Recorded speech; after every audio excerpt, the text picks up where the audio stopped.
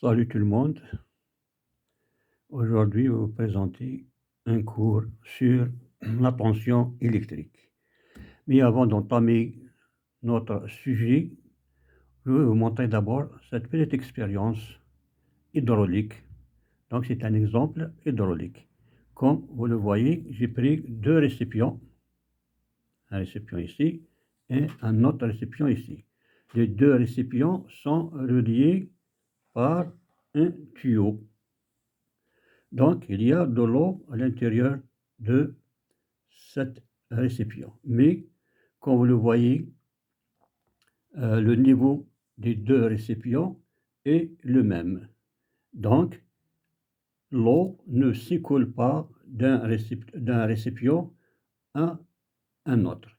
Pour que cette eau doit s'écouler de cet récipient vers l'autre récipient, donc il doit y avoir une différence de niveau, donc ou bien une inclinaison. Donc comme vous le voyez, le niveau est le même. Donc je vais soulever un petit peu ce récipient-là, c'est-à-dire je vais créer une différence de niveau entre les deux récipients. On va voir l'eau qui va s'écouler de ce récipient vers l'autre à travers le tuyau là. On va voir ça. Bon, regardez. Voilà. Voilà l'eau qui se coule de ce récipient vers l'autre récipient. Pourquoi? Parce qu'il y a une différence de niveau. Le niveau des deux récipients n'est pas le même. Lorsque le niveau est le même, donc il n'y a pas d'écoulement d'eau. Donc pour avoir cet écoulement d'eau, il doit y avoir une différence de niveau ou bien une pression. Donc c'est ça le système hydraulique. Maintenant, nous allons passer directement à notre sujet qui est la tension électrique. Donc, la DDP ou la tension électrique. La tension électrique est une grandeur qui représente la circulation du champ électrique le long d'un circuit.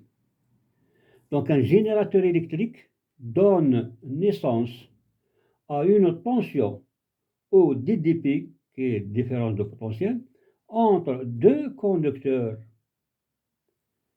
Il se crée en même temps donc une forte pression qu'on appelle tension U, désignée par la lettre U. Donc cette tension, elle est mesurée en volts, indiquée par la lettre V. V veut dire volt. Donc grâce à cette tension, au DDP, différence de potentiel, que le courant électrique se déplace à travers le circuit ou un dipôle électrique, bien sûr. Donc, si on comprend bien la tension électrique, donc c'est une pression. Donc, cette pression va pousser le courant électrique pour circuler dans un dipôle ou dans un circuit électrique, comme on a vu dans le système hydraulique. Donc, il faut une différence de niveau pour que l'eau s'écoule d'un point à un autre à travers une canalisation.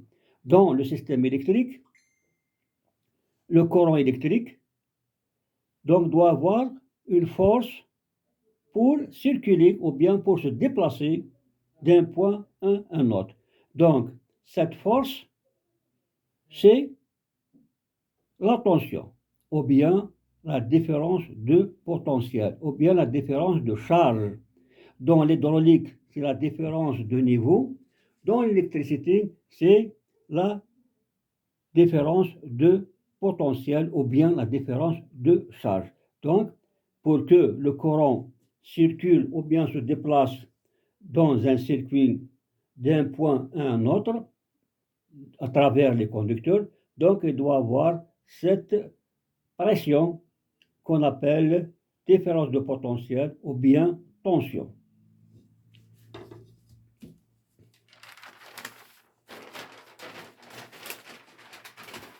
Donc, comme vous le voyez, Donc, ces deux exemples hydrauliques, comme on l'a vu dans l'exemple réel qu'on a présenté tout à l'heure.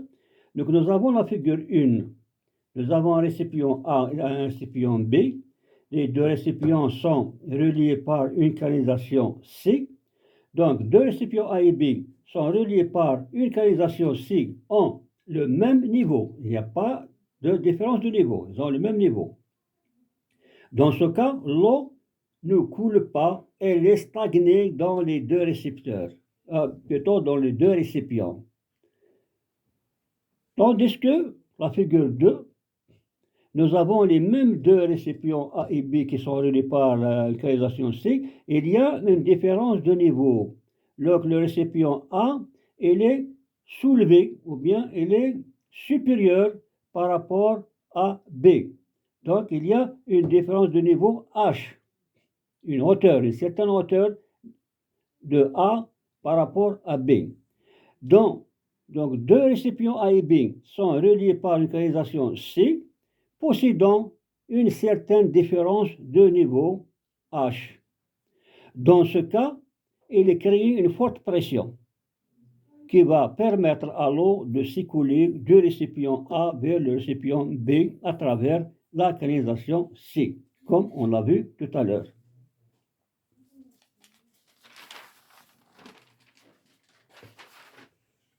Circulation du champ électrique le long d'un circuit. Nous avons dit la tension est une pression, ou bien c'est une différence de potentiel qui permet au courant de circuler dans un conducteur. Donc cette force qui pousse le courant électrique, ou bien les ampères, pour circuler dans un conducteur. Comme vous le voyez, nous avons un générateur qui possède deux bornes. Voici la différence de charge, la charge positive et la charge négative. Si nous prenons la même charge, donc il n'y aura rien, il n'y a aucun effet. Donc il faut avoir cette différence de potentiel ou bien cette différence de charge qui est la charge positive et la charge négative. Nous avons les deux conducteurs. Un conducteur, il est branché sur la charge positive et l'autre, il est branché sur la charge négative. Entre les deux conducteurs, il y a une tension.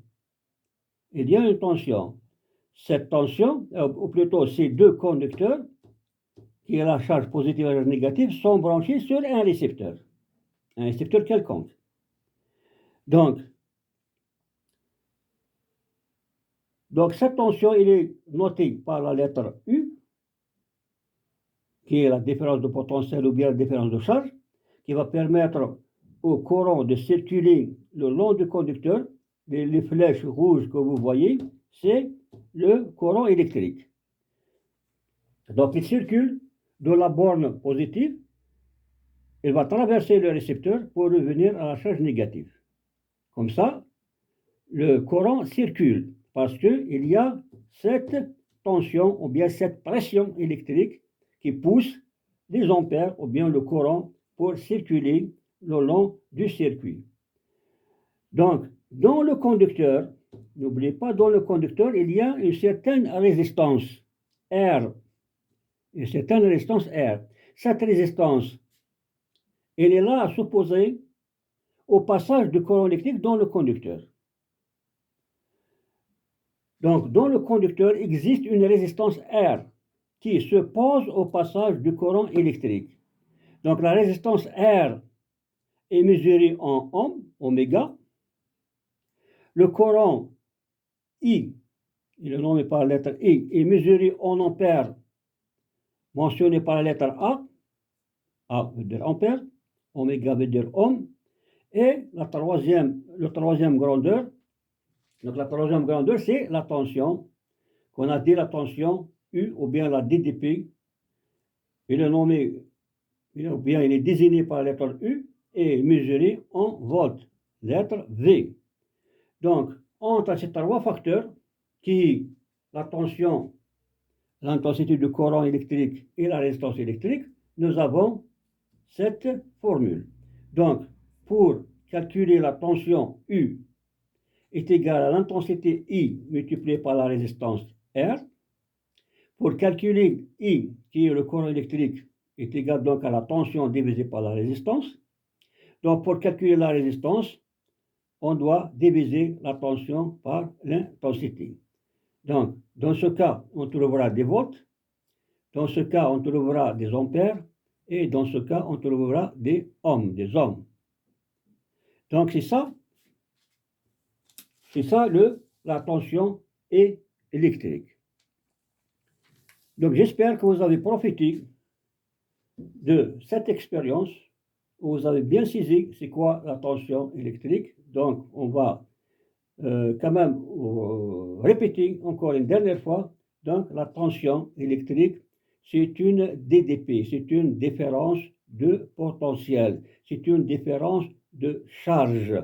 S'il n'y a pas cette différence de charge qui est la charge positive et la charge négative, il n'y aura pas de tension, il n'y aura pas de pression.